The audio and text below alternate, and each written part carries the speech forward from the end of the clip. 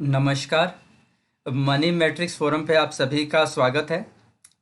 आज की हमारी जो धर्म चर्चा है उसका विषय है शिवरात्रि। हम जानेंगे कि शिवरात्रि जो है उसको भारतीय परंपरा में या सनातन परंपरा में या आर्य सभ्यता के अंदर इतना महत्व क्यों दिया जाता है और उसके क्या अर्थ जो हैं वो हमें समझने चाहिए, या फिर यदि हम भगवान शिव के उपासक हैं, उनको प्रसन्न करना चाहते हैं या उनसे किसी प्रकार का वर प्राप्त करना चाहते हैं तो हमें क्या करना चाहिए और क्या नहीं करना चाहिए। इन सभी विषयों को आज हमारे इस वीडियो के माध्यम से आप जानेंगे। और कल जो 18 फरवरी 2023 में महाशिवरात्रि है, उस शिवरात्रि के पर्व को आपने अपनी मंगल के लिए, अपने कार्य की सिद्धि के लिए और ईश्वर के आशीर्वाद के लिए किस प्रकार से आपने उसमें पूजा विधि रखनी है या संयम रखना है, उस सभी के ऊपर हमारी जो है आज की चर्चा रहेगी। तो चलिए शुरू करते हैं। अगर हम एस्ट्रोलॉजिकली जानें तो शिवरात्रि जो है उसका एक इम्पॉर्टेंट रोल हमें नज़र आता है। शिवरात्रि के जो दिन रहता है उस दिन चंद्रमा प्राय काफ़ी कमज़ोर रहते हैं, और हम जानते हैं कि चंद्रमा जो हैं वो एस्ट्रोलॉजी में मन का कारक रहते हैं, जल तत्व का कारक रहते हैं।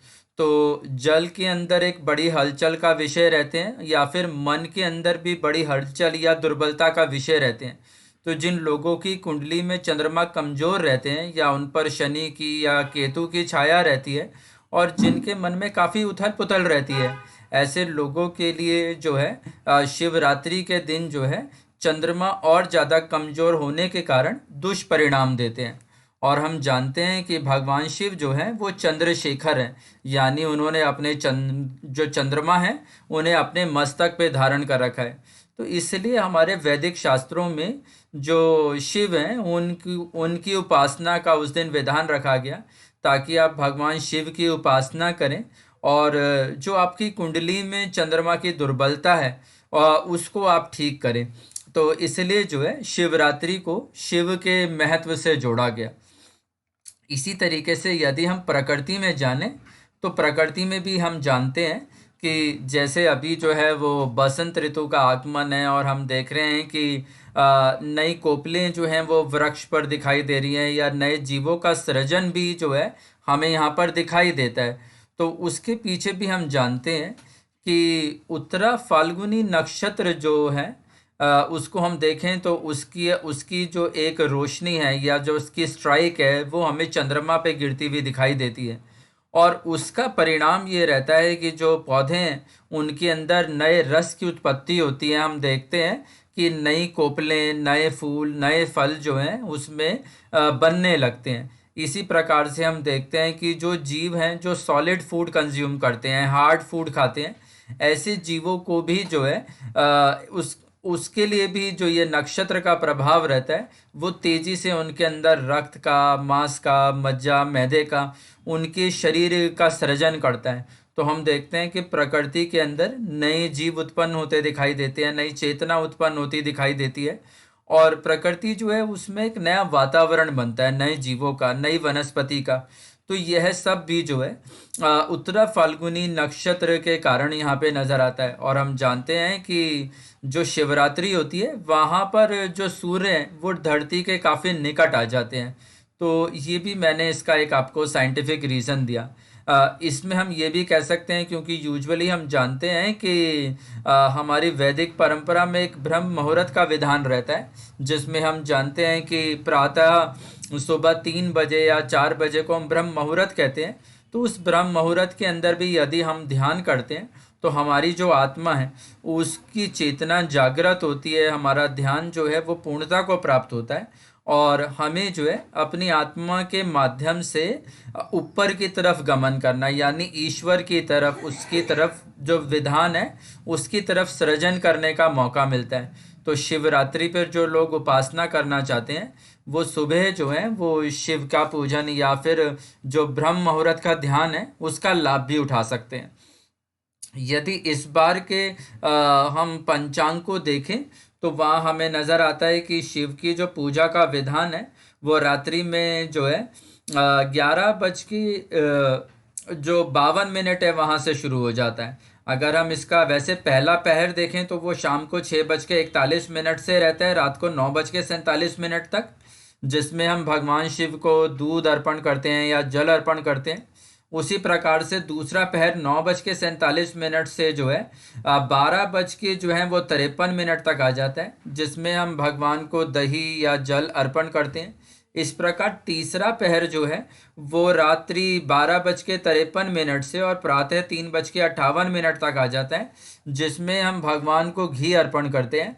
और फिर चौथा पहर जो है वो रात्रि 3:58 से और अगले दिन सुबह यानी 19 फरवरी को 7:06 तक आ जाता है, जिसमें हम भगवान को शहद अर्पण करते हैं।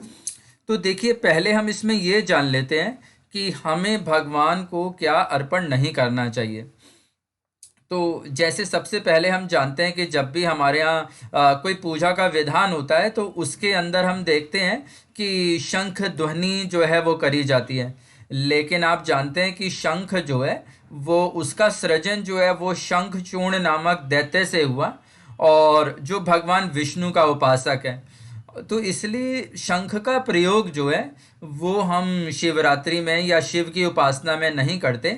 आप देखते हैं कि शिव की उपासना में डमरू का प्रयोग किया जाता है, तो आप उसमें डमरू का प्रयोग कर सकते हैं ध्वनि के लिए। शंख को किसी प्रकार से भी आप ना बजाएं, उसकी उद्घोषणा ना करें। दूसरा, हम जानते हैं कि कुछ फूल भी ऐसे रहते हैं जिन्हें हम भगवान शिव पर अर्पण नहीं कर सकते, जैसे कि चमेली का फूल है, केसर का फूल है, मालती का फूल है, चंपा का फूल है, जूही का फूल है या हरिका का फूल है। ये सभी फूल जो हैं, ये सब जो हैं, इनके अंदर काम वासना या काम से जुड़ी हुई चीज़ें रहती हैं। तो भगवान शिव जो है क्योंकि वो वैरागी हैं, तो उन पर किसी भी प्रकार से जो है इस प्रकार के फूलों को अर्पण नहीं करा जाता। तीसरा, हम इस तरह समझ सकते हैं कि आप देखते हैं कि बहुत सारे सत्संग में जो है करताल को बजाया जाता है, जो दोनों हाथों में हम बजाते हैं। तो करताल भी जो है वो भी भगवान की शिव पूजा में वर्जित रहती है। इसी प्रकार से हम जानते हैं कि भगवान विष्णु की पूजा में तुलसी जो है बड़ी वंदनीय है, मगर हम जानते हैं कि तुलसी जो है वो वृंदा के नाम से है, और उसके जो पति हैं उनका नाम जलंधर है, जो कि एक राक्षस है। तो और वो भी जो है भगवान विष्णु से ही जुड़े हुए हैं। तो इसलिए भगवान शिव की उपासना में भी किसी भी प्रकार से आप तुलसा के का जो प्रयोग है वो ना करें। इसी तरीके से जो है काले तिल भी जो है हम जानते हैं कि बहुत सारे यज्ञ में हम उसका प्रयोग करते हैं, यज्ञ सामग्री में प्रयोग करते हैं। जब हम हवन करते हैं तो उसमें घी के साथ और चीज़ों के साथ काले तिल का प्रयोग करते हैं। परंतु हमारी जो वैदिक परंपरा है उसमें कहा गया कि जो काले तिल हैं वो भगवान विष्णु के डर्ट से, एक उनका जो गंदगी है उससे प्रकट हुआ है। तो उसको भी हम जो है भगवान शिव को अर्पण नहीं करते। और प्राय हमें देखना चाहिए कि भगवान शिव को हम किसी भी प्रकार के काले रंग की चीज़ें जो हैं वो अर्पण नहीं करनी चाहिए। इसी तरीके से हम जानते हैं कि भगवान शिव का विवाह यद्यपि जो है वो माता पार्वती के साथ हुआ है, और कुमकुम हम जानते हैं कि एक पवित्रता का, एक भाग्यशाली स्त्री का प्रतीक भी रहता है, और पार्वती की पूजा में, देवी पूजा में हम कुमकुम का प्रयोग करते हैं। लेकिन क्योंकि जो भगवान है वो शिव जो है वो एकांतवासी हैं, और उसके अंदर जो है वो स्वयं जो है वो कुमकुम को जो है उनके ऊपर नहीं चढ़ाया जाता, क्योंकि भगवान शिव जो है वो उनके लिए एक नापसंदी है, क्योंकि भगवान शिव जो है वो ध्यान और साधना को प्रकट करते हैं, जबकि कुमकुम भी जो है वो आपसी जो संबंध रहता है जो उसको वो प्रकट करता है। तो इसलिए हम उसे कालरात्रि जो है वो वैसे भी नियम और संयम की रहनी चाहिए, उसमें पूर्णतः ब्रह्मचर्य का पालन रहना चाहिए। तो इसलिए कुमकुम का प्रयोग भी जो है वो कालरात्रि, जो ये महाशिवरात्रि रहती है, उसमें वर्जित रहता है। यदि आप चावल भी चढ़ाना चाहते हैं तो ध्यान रखें कि चावल जो हैं वो शुद्ध पूर्ण सफ़ेद रंग के होने चाहिए, साबुत चावल होने चाहिए, तभी आप भगवान शिव को अर्पण कर सकते हैं। सामान्यतः जो है चावल का प्रयोग ज़्यादातर नहीं किया जाता, लेकिन कहीं कहीं पूजा के विधान में भगवान शिव को चावल अर्पण कर दिए जाते हैं। तो अगर आप चावल अर्पण करते भी हैं तो आप उसे ज़रूर अर्पण करें, लेकिन वो शुद्ध रहने चाहिए, साफ रहने चाहिए, सफ़ेद रहने चाहिए और साबुत रहने चाहिए। तो इतना ध्यान जो है वो हमें ज़रूर रखना चाहिए। चलिए, इसके बाद हम आज कुछ उपायों की भी बात करते हैं। अगर आप मेष राशि से जुड़े हुए हैं, आपकी कुंडली में मेष राशि है, चंद्रमा आपके मेष राशि में है, तो आप भगवान को जो है शहद का, मीठे का या फिर चावल अर्पण कर सकते हैं, क्योंकि मेष राशि में इसको अर्पण करने से जो है भगवान को प्रसन्नता प्राप्त होती है, आपका जो चंद्रमा है उसको बल प्राप्त होगा। इसी तरीके से यदि आपका चंद्रमा वृषभ राशि का है, आपका जॉडिएक साइन, मून जॉडिएक साइन जो है वो अगर टॉरस है, तो आप भगवान को दूध या फिर दही अर्पण करें। यदि आप जेमिनी राशि से चंद्रमा है, आपका मिथुन राशि है, तो आप भगवान को बेलपत्र अर्पण करें, और साथ में कुछ जो हैं लाल रंग के गुलाब के फूल भी जो हैं वो आप भगवान शिव को अर्पण कर सकते हैं। इसी प्रकार से यदि आप कर्क राशि से जुड़े हैं, कैंसर साइन में आपका मून है, तो आप भगवान को दूध अर्पण करें।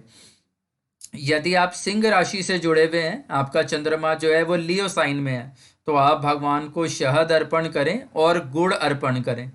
यदि आप कन्या राशि से जुड़े हैं, वर्गो साइन है आपका मून साइन, तो आप भगवान का अभिषेक करें। आप उसमें जो है बेलपत्र का, दुर्वा का, इन सब का प्रयोग कर सकते हैं। यदि आप तुला राशि से जुड़े हैं, अगर आपका जो मून साइन है वो लिब्रा साइन है, तो फिर आप किसी भी प्रकार से दूध, दही, शहद, घी या फिर गन्ने का जूस भी जो है वो भी आप भगवान शिव को अर्पण कर सकते हैं। इसी तरह यदि आप वृश्चिक राशि से जुड़े हुए हैं, तो वृश्चिक राशि से अगर आप जुड़े हुए हैं तो आप भगवान को जो है 6 जो लाल गुलाब हैं वो आप अर्पण कर सकते हैं। इसी तरीके से यदि आप सेजिटेरियस साइन से, धनु राशि से आपका चंद्रमा जुड़ा हुआ है, आपका चंद्रमा धनु राशि में है, तो फिर आप देसी घी से या फिर चंदन से या फिर भगवान पर पीला वस्त्र भी आप चढ़ा सकते हैं। इसी प्रकार यदि आपका चंद्रमा मकर राशि से है, कैप्रिकॉन साइन से है, तो आप सरसों का तेल जो है वो भी आप भगवान पे अर्पण कर सकते हैं। यदि आपका चंद्रमा कुंभ राशि से है, एक्वेरियस साइन में है, तो फिर आप दही या फिर कच्चा दूध भी जो है वो भगवान को अर्पण कर सकते हैं। और यदि आपका चंद्रमा मीन राशि में पाइसेस साइन से जुड़ा है, तो फिर आप भगवान पर बेलपत्र और पीले रंग के पुष्प जो हैं वो अर्पण कर सकते हैं। तो ये सब मैंने आपको राशि के अनुसार बताया कि हमें किस प्रकार से अर्पण करना चाहिए। इसी तरीके से अब हम आपके जीवन की परेशानियों से जुड़े हुए भी जो हैं उपाय इसमें कर सकते हैं। जैसे कि यदि आपके जीवन में किसी भी प्रकार से कुछ बड़ी परेशानियां हैं, जैसे शत्रुओं से जुड़ी हुई परेशानियां अगर आपको इसमें दिखती हैं, तो आप जो है तिल का तेल जो है वो भगवान को अर्पण कर सकते हैं। तिल के तेल का दिया भी आप वहाँ पर, दीपक जो है वो भी वहाँ पर आप प्रज्वलित कर सकते हैं। इसी तरीके से यदि आपको सरकारी कोई विघ्न बाधा है इस तरीके का, या फिर कोई ऐसे हेल्थ इश्यूज भी हैं, तो आप सरसों के तेल का दिया जला सकते हैं, या फिर भगवान शिव को आप सरसों का तेल भी अर्पण कर सकते हैं। इसी प्रकार से यदि आपकी कुंडली में राहु से जुड़े हुए दोष हैं, जीवन में बड़े सारे उतार चढ़ाव हैं, अचानक से बाधाएं आती हैं, तो आप फिर जल के अंदर थोड़ी सी दुर्वा, तिनके जो हम कुशा बोलते हैं जिसे, उसको आप डालें और फिर वो आप भगवान शिव को अर्पण करें। इसी प्रकार से यदि आप अपने जीवन में संतान की उत्पत्ति से के तरफ प्रेरित हैं और आप संतान की उत्पत्ति चाहते हैं, तो फिर आप भगवान को जो है मीठा दूध जो है वो अर्पण करें।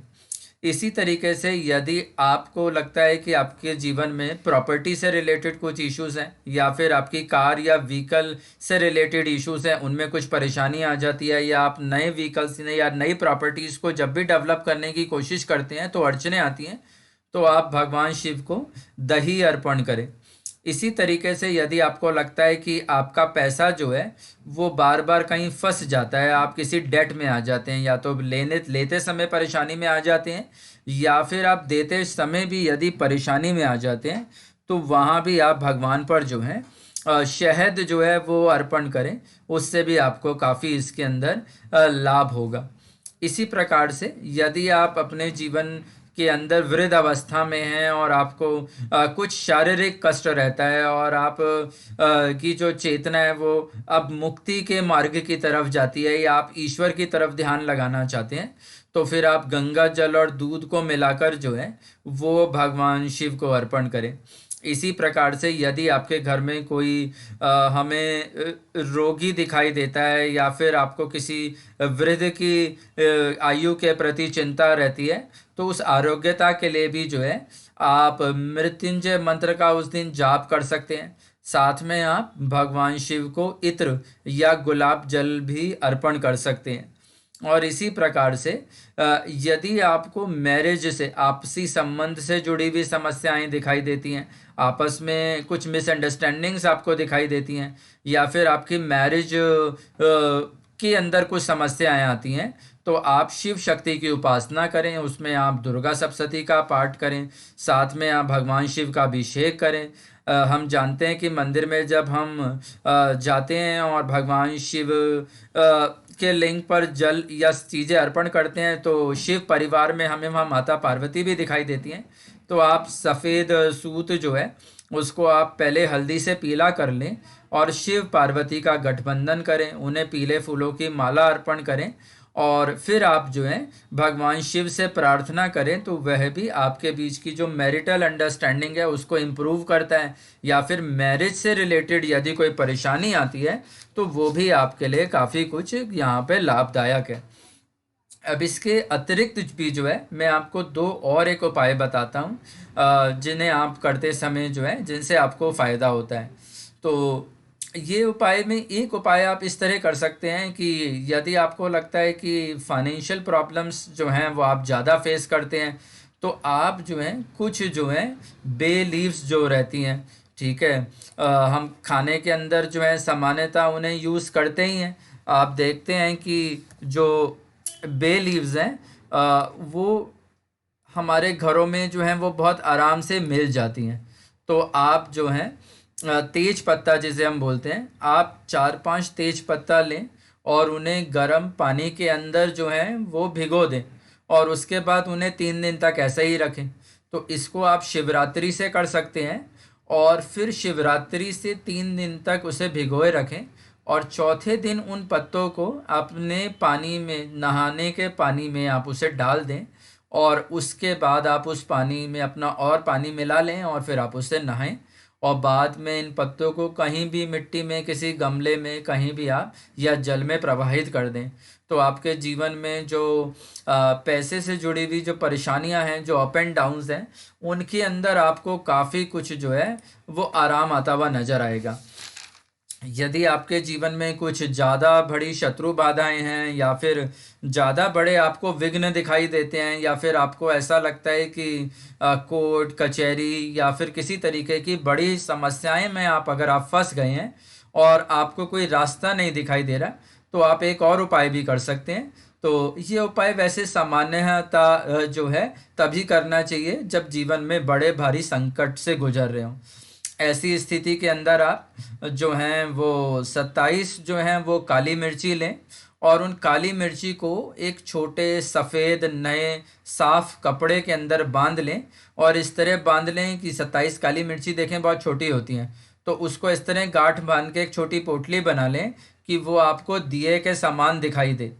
और फिर आप उस पोटली को जो है रात भर जो है वो तिल के तेल में डुबो के रखें और जब वो तिल के तेल में डूबी रहेगी तो अगले दिन जब शिवरात्रि आएगी, जैसे कल शिवरात्रि है, तो शिवरात्रि में जो राहु काल है, उस राहु काल के अंदर जो है आप एक नारियल लें। उस जो नारियल सामान्यतः हमें मिल जाता है गोला, जैसे हम मेवा वाला गोला बोलते हैं, उस गोले के अंदर आप जो है थोड़ा सा नारियल का तेल या तिल का तेल भरें और इस पोटली को उसके अंदर रखें और दिए की तरह इसकी ज्योति को जागृत करें और इसको आप भगवान शिव के समक्ष या फिर भैरव मंदिर में भी जो है आप इसको रख सकते हैं और वहाँ आप जो है काल भैरव अष्टकम जो है, भगवान शिव भैरव भी जो है वो काल भगवान शिव के रौद्र रूप है। तो आप जो है काल भैरव अष्टकम जो है उसको पढ़ें और भगवान शिव से प्रार्थना करें कि मेरे जीवन में जो ये घोर संकट है इसका आप जल्दी से जल्दी निवारण करें। तो आज मैंने आपको काफ़ी कुछ ये समझाने की कोशिश करी कि हमारे जो सनातन परंपरा है या वैदिक परंपरा है उसमें हर एक बड़े जो त्यौहार है जिन्हें हम कहते हैं उनके पीछे कुछ ज्योतिषी कारण रहते हैं, कुछ एस्ट्रोलॉजिकल रीजन्स रहते हैं, कुछ साइंटिफिक रीजन्स रहते हैं और उनसे जुड़े हुए काफ़ी कुछ ऐसे उपाय रहते हैं जो हमें जीवन की जो सामान्य समस्याएं हैं जिनमें हमें कुछ और दिखाई नहीं देता उन सबसे जल्दी मुक्त करते हैं।